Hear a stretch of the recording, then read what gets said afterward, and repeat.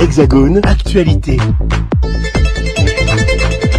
Le vieillissement de la population française au cœur d'un rapport. En effet, Luc Broussy a rendu au gouvernement son rapport interministériel sur la vieillesse. Un document qui présente des solutions concrètes dans le domaine du logement, de l'urbanisme, des transports, de la politique de la ville et de l'accompagnement des plus fragiles pour faire face à la transition démographique pour les prochaines années. Un volet de ce rapport est consacré au vieillissement de la population aux Antilles, Guadeloupe, Martinique.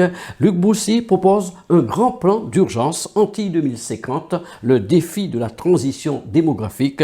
Outre-mer News a rencontré pour vous le rapporteur afin de mieux nous éclairer sur certains chiffres. J'ai voulu mettre l'accent dans une partie de ce rapport. Je parle des questions de territoire et de vieillissement, et j'ai voulu alerter les pouvoirs publics et le gouvernement sur la situation tout à fait particulière de la Martinique et de la Guadeloupe, pour trois raisons. La première raison, c'est que aujourd'hui, la Martinique et la Guadeloupe comptent à peu près 15-16% de seniors. Les seniors, c'est les personnes de 65 ans et plus. 15% aujourd'hui, ce qui est un taux à peu près normal, équivalent à ce qui se passe ailleurs. Ce qui est plus inquiétant, c'est l'évolution.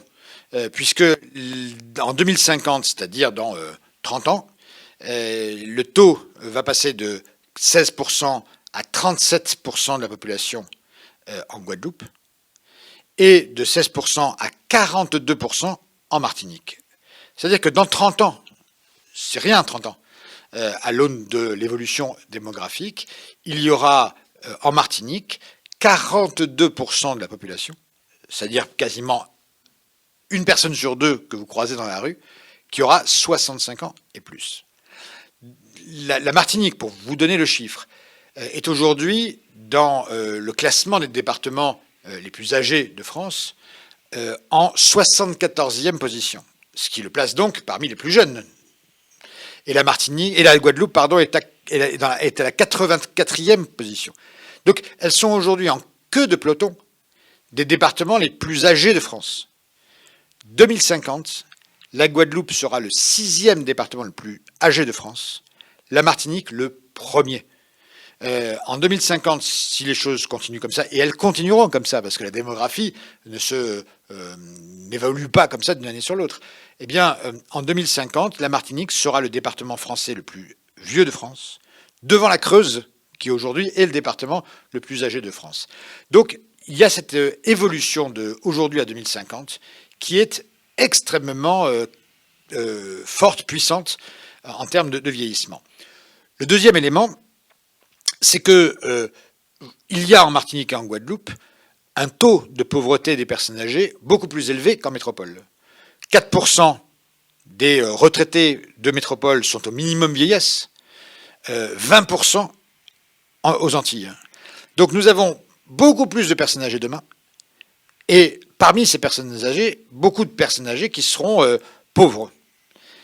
Et puis troisième phénomène, c'est que le territoire de la Martinique et de la Guadeloupe ne sont pour l'instant pas, à ce stade-là, mais c'est pour ça que moi je lance l'alerte, des territoires favorables au vieillissement.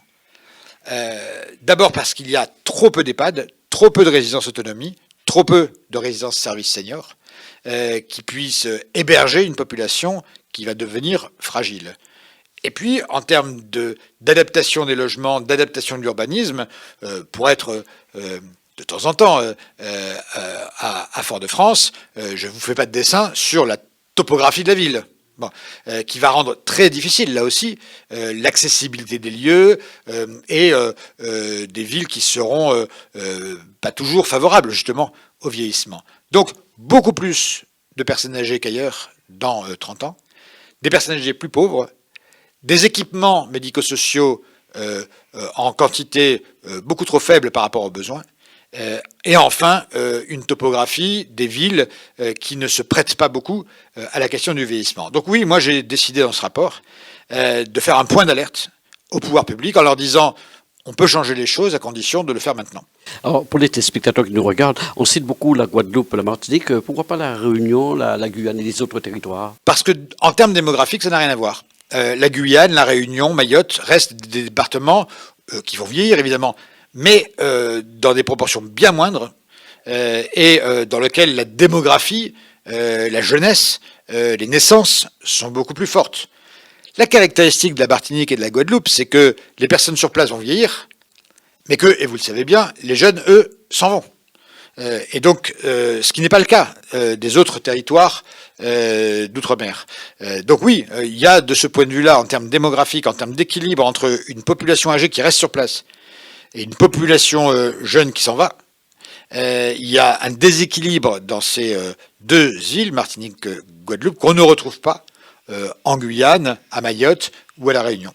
Quelles pourraient être les conséquences pour ces régions Guadeloupe-Martinique de ce vieillissement des populations Martinique-Guadeloupe? À un moment donné, si vous avez un fort vieillissement et très peu de jeunes qui restent, vous vous dites qui va aider, qui va soutenir les personnes âgées. Là, il y a une vraie difficulté, surtout que la disproportion va être particulièrement importante. Non, moi je crois, pour en avoir discuté avec les autorités de Martinique quand je suis allé il y a 2 ans comme président de la filière Silver Economy en Martinique, il faut développer l'économie autour du vieillissement. Et il faut certainement un soutien de l'État, ça c'est une certitude. Mais il faut par ailleurs proposer des emplois, des carrières. Or, il y a une activité qui va devenir majeure en Martinique, c'est l'aide et le soutien aux personnes âgées. Et donc, c'est là où je dis que la Silver Economy, c'est véritablement un pacte entre générations. Il y a un moment donné, le vieillissement va générer de la croissance, va générer de l'emploi, et peut-être à un moment donné va générer une activité qui permettra à de jeunes Martiniquais, à de jeunes Guadeloupéens de rester sur le territoire plutôt que de partir en métropole ou ailleurs. Donc voilà, l'enjeu il est là aussi, c'est que le développement d'une économie du vieillissement, c'est-à-dire à la fois une économie évidemment sanitaire, médico-sociale, d'aide à domicile, mais plus largement une économie qui adapte les logements pour les artisans. Bon, il faut créer cette activité économique en direction des personnes âgées. Voilà, il faut, soit on dit que le vieillissement est une fatalité, soit on dit qu'elle peut se transformer en opportunité. Et vraiment, je pense que c'est ce contrat-là qu'il faut avoir avec la Martinique et avec la Guadeloupe dans les prochaines années. Donc ça fait partie des points importants que vous préconisez dans votre plan urgence anti-2050, le défi de la transition démographique. Oui, moi je pense que, une fois de plus, je vous parle de 2050. Si on ne fait rien et qu'on attend 2050, ce sera la catastrophe. Si on a pleinement conscience du défi démographique et économique qui se pose aujourd'hui, alors on a le temps de le préparer. Moi, c'est mon seul objectif là-dedans. C'est d'alerter l'État. Pourquoi l'État? Parce que la Martinique en a pleinement conscience. Pour avoir discuté de ces sujets avec le président Alfred Barrijane il y a 2 ans, je veux dire, il connaît le sujet. Il connaît la situation. Et les élus de Martinique et de Guadeloupe également. J'ai l'impression que au niveau de l'État, les choses sont peut-être un tout petit peu moins identifiées. Donc mon constat ne sert qu'à une seule chose, c'est d'avoir bien conscience des défis qui se posent pour prendre les décisions tranquillement, sereinement, mais rapidement quand même, hein, et de voir comment on va anticiper ces évolutions-là, parce que la catastrophe n'est pas aujourd'hui, la catastrophe c'est demain si on ne fait rien. On parlait de topographie, c'est vrai pour les personnes âgées, on peut parler d'adaptation en matière de logement par exemple.